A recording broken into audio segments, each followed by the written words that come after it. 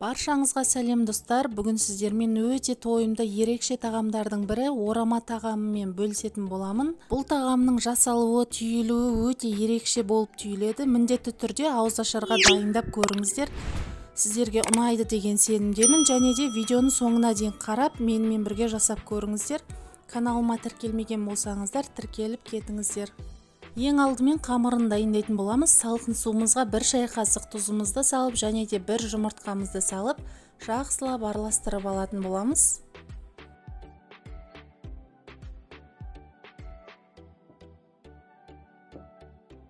Суымызға енді електен өткізіп, ұнымызды салып, орташа қаттылықтағы қамырды илеп алатын боламыз.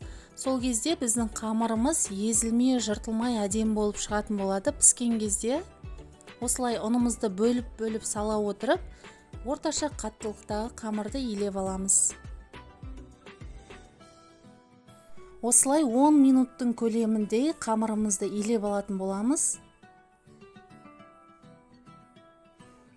Июі қанған қамырмен жұмыс жасау оңайырақ болады. Сол үшін ерінбей сіздер де осылай жасаңыздар. Енді қамырымыздың ішіне салатын салмамызды дайындап алатын боламыз. Ол үшін бізге ет, және де үш май, және картошка, пияз қажет болады.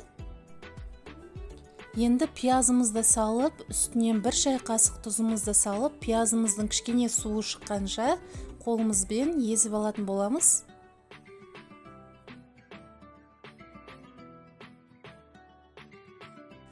Дайын болған пияздың үстінен картобымызды және майдалап туралған үш майымызды және де етімізді салып, жақсылап араластырып, үстінен тұз, бұрышымызды және де өздеріңіз қалағандай дәмдеуіштеріңізді қосып салсаңыздар болады.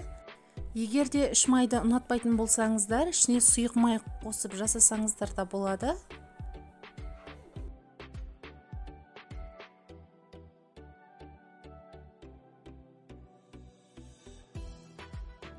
Июі қанған қамырымызды бөлшектерге бөліп алатын боламыз. Мен 8 бөлікке бөліп алдым көз мөлшерімен. Егер де үйлеріңізде көп адам болатын болса, осы рецепті 2 еселендіріп жасасаңыздар болады. Өте дәмді, өте тойымды шығатын тағамдардың бірі. Сіздер де жасап көріңіздер.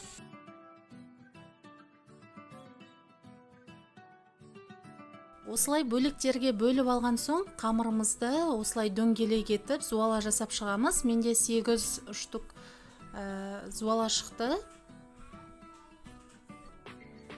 Және де сіздерден сұрарым, қазақша каналдың дамуына өз үлестеріңізді қосып, каналыма тіркеліп кетсеңіздер, сіздермен алдағы уақытта көптеген дәмді тағамдардың рецептерімен бөлісетін боламын. Осылай енді қамырларымызды жұқа етіп жайып алатын боламыз.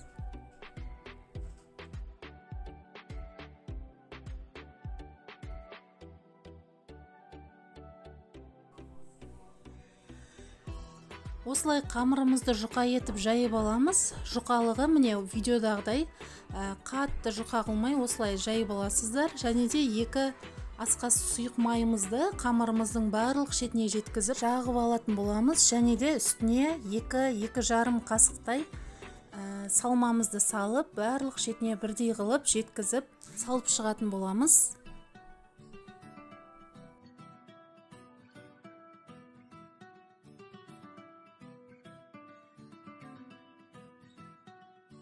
Және де оқтауымызды қойып, қамыр жайғанда етіп орап алатын боламыз.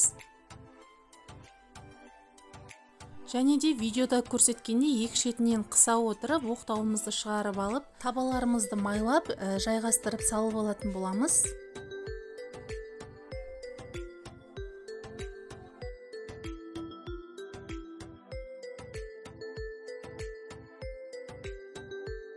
Енді екінші қамырымызды да жайып алып, үстінен майымызды құйып, барлық шетіне жеткізіп жағып, үстінен салмамызды салып алатын боламыз.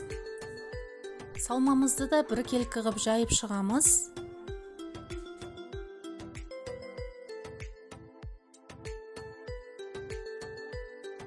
Және де оқтауымыздың көмегімен осылай қамыр жайғанда етіп түйіп алатын боламыз.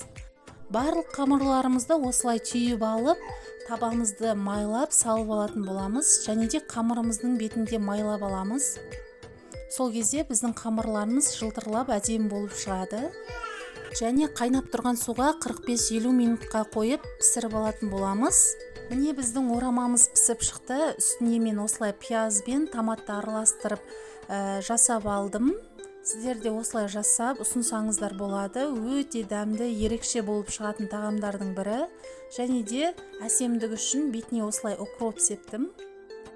Сіздер де ауызашарға жасап көріңіздер. Өте дәмді, өте тойымды тағамдардың бірі.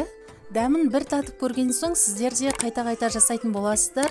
Жасап көріп жатсаңыздар, комментарий бөлімінде бөлісе кетуді ұмытпаңыздар. Каналыма тіркеліп кетіңіздер. Сіздермен болған Назира.